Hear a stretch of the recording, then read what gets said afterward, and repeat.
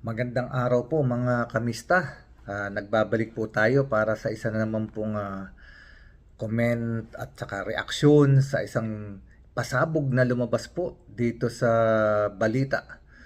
At may dinamay po muli si alias Totoy na isang malaking pangalan. Isinangkot po niya rito ay isang politiko at wala pong iba kundi ang congressman o representative ng Ako Bisaya na party list. Yung party list na Ako Bisaya, ang congressman po nila dito ay walang iba kundi si Representative Sani Lagon. Ito pong si Representative Sani Lagon ay idinawit po sa kaso ni alias Totoy. Nakasama po raw ito sa ALPA. So, yung pong ALPA, yung po yung sinasabi na parang head o mga core group, yung mga namumuno dito po sa grupo na binuo nga po ni, allegedly na binuo po ni Atong Ang para po sa kanilang negosyo na isabong. At ayon nga po rito kay alias Totoy, ito pong si Representative Sani Lagon ay may kinalaman din daw po sa pagkawala ng mga sabongero sapagkat ayon po kay alias Totoy, kasama raw po ito sa Alpha Group at kasama siya sa mga meeting kung saan sinabi ni Atong Ang na kung hindi daw po nila gagawain na patayin yung mga nanchochope o yung mga nandadaya sa sabungan, ay masisira daw po at hihina ang kanilang negosyo na isabong. Kaya kinakailangan patayin nila yung mga nanchochope. At isang meeting lamang daw po yun. O ibig sabihin po, nagkasundo na sila sa isang meeting na ganun nga po ang gagawain sa mga mandadaya o manchochope ng manok. Sila ay papatayin.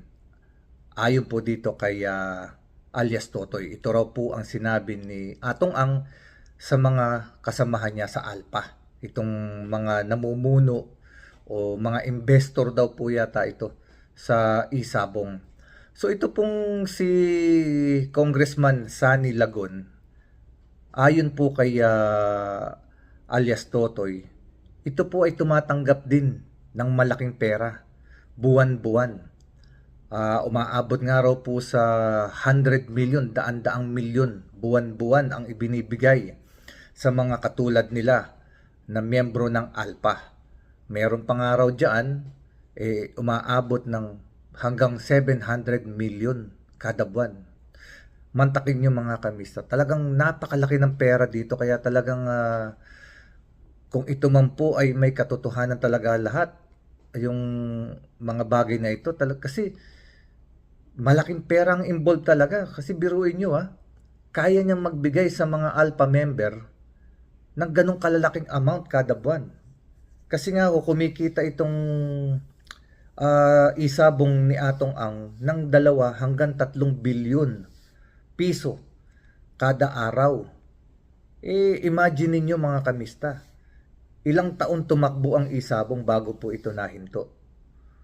So, makakaipon talaga ng pera itong si Atong Ang sa ganyang haba ng panahon. Kung ganun po kalaki ang kinikita, ay kaya po talagang magbigay ng ganong kalaking halaga para sa kanyang mga kasamahan. So, ito pong si Sani Lagon ay ayon din po dito kay alias Totoy. Ito po ay nag-champion din po ito sa Pitmaster bilang na isang yung competition. Ito lamang po ang aking reaksyon mga kamista. Di po ba, pagka ikaw ay nasa politika bilang isang leader, dapat ikaw ay maging halimbawa sa mata ng lahat, magmula sa bata hanggang sa matanda, na dapat ikaw ay maging ehemplo. Hindi ka dapat yung nagsusugal. Kasi ang sabong ay sugal.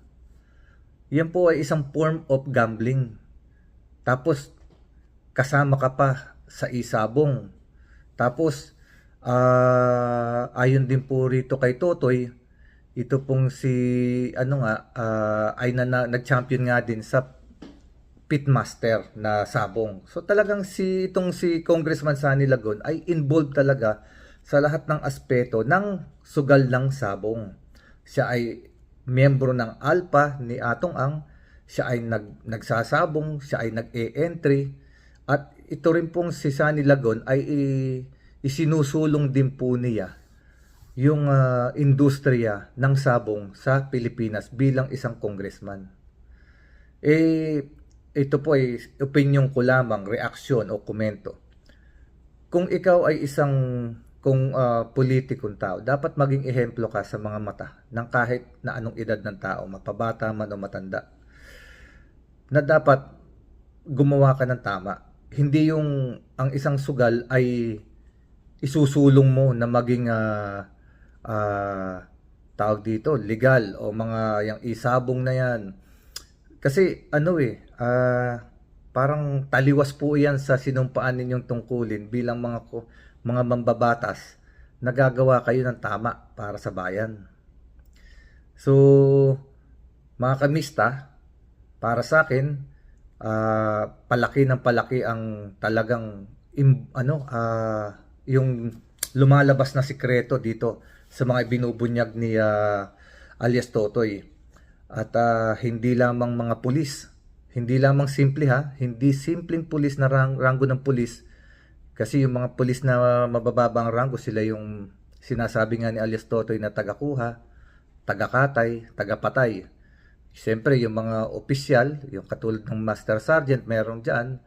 Tapos may Lieutenant Colonel, may General, may full-time Colonel. At ngayon po, meron namang Congressman. Talagang very organized. At sa tingin ko talagang planado lahat para matibay yung organisasyon. Kaya lamang may isang Totoy na alias Totoy na lumabas para pumabunyag ang lahat ng ito. At sana nga po may tumulong pa kay alias Totoy na magbunyag ng mga nalalaman nila. Kasi hindi tama o maganda na makita na meron tayong gobyerno. Halimbawa, may gobyerno tayo talagang nagtapatakbo ng Pilipinas, pero merong isang parang shadow government na pinapatakbo ng pera ng illegal na gawain katulad ng sugal, sabong o isabong, at sila ay nagdidesisyon sa kanilang pamamaraan kung sino ang dapat mabuhay at kung sino ang dapat mamatay. Parang taliwas po iyon sa batas ng ating lipunan. Taliwas sa mata ng Diyos, taliwas sa batas ng lipunan, ng Diyos, at walang kinikilalang konstitusyon. Kasi sa laki nga ho ng pera, kaya nilang paikutin at bayaran ang mga nasa paligid nila. Mantakin nyo naman, 1 to 3 billion pesos a day ang kinita nitong isabong na ito. At hindi lamang po yan, talagang siguro may mga iba pa, wala pa lang tayo nalalaman. So, pag natuloy po talaga itong investigasyon na ito, marami pang lalabas dyan. Sa tingin ko, marami pang sikreto ang lalabas dahil sa mabubuksan mauungkat na lahat. So sana mga kamista, wag nating talikuran o layuan itong istoryang ito, kasi dito ito ang magpapatunay kung meron ba talagang batas sa ating bayan. Kasi ito ay labanan ng gobyerno at ng mga inaakusahang gumagawa ng illegal sa bayan. So dito natin makikita at malalaman sino ba talaga ang makapangyarihan. Ang saligang batas ba, ang konstitusyon na sinusunod ng gobyerno, o itong mga allegedly ay mga may ginagawang illegal at parang walang kinatatakutan. So, sa tingin nyo mga kamista, makakalusot kaya dito yung mga taong inaakusahan? Katulad nila Atong Ang, itong si Representative Sunny Lagon, si General Estomo, at meron pang isa. Tatalakayin natin yan sa susunod. Meron pang isang malaking opisyal na dating chief ng CIDG. I-discuss natin yan sa susunod nating video. Yun pala biruin nyo, CIDD chief nung nakaraan kasangkot din pala sa ganitong gawain So talagang mahirap mabunyag, mahirap mabisto, mahirap mabuwag ang ganitong organisasyon dahil masyadong malalakas ang kanilang kapit. So mga kamista, huwag kalimutan mag-subscribe, like, and share para po lumago ang ating community. At pakipindot na rin po yung bell button para po sa tuwing may video tayo ay ma-update po kayo. Subaybayan niyo po yung ating mga video at hindi po natin ito lulubayan kasi gusto nating ma-update ang lahat at masubaybayan natin lahat ito kasi importante ito sa atin mga kamista. Kailangan magdasal tayo na manaig ang tama. No one is above the law. Kailangan yung itong kung sino yung gumagawa na illegal, kung totoong gumagawa ng hindi maganda itong grupo ni Atong Ang, dapat silang managot. Ngayon kung wala naman silang ginagawang masama at mapatunayan na talagang sila'y walang kinalaman o hindi nila alam o hindi sila ang may kinalaman sa pagpatay sa mga nawawalan sa bungero, mapawalan sila ng sala. Yan ang beauty ng ating konstitusyon. May demokrasya. Binibigyan ng karapatan ang lahat para maglabas ng ebidensya kung sino ang may sala at kung sino ang wala. At sana manaig ang tama, mga kamista. So, kailangan makita natin ang tama. Kasi pagka hindi tama ang naging hatol o resulta nitong tawag dito, nitong investigasyon na nangyayari na ito, magpapatuloy lamang ang mga gawaing hindi maganda at lalong lulubog ang ating bayang Pilipinas sa maling sistema. So mga kamista, maraming salamat. Thank you very much. At sa ating mga kapatid na Muslim, Assalamualaikum. God bless us all. Mabuhay po kayong lahat. See you hanggang sa susunod.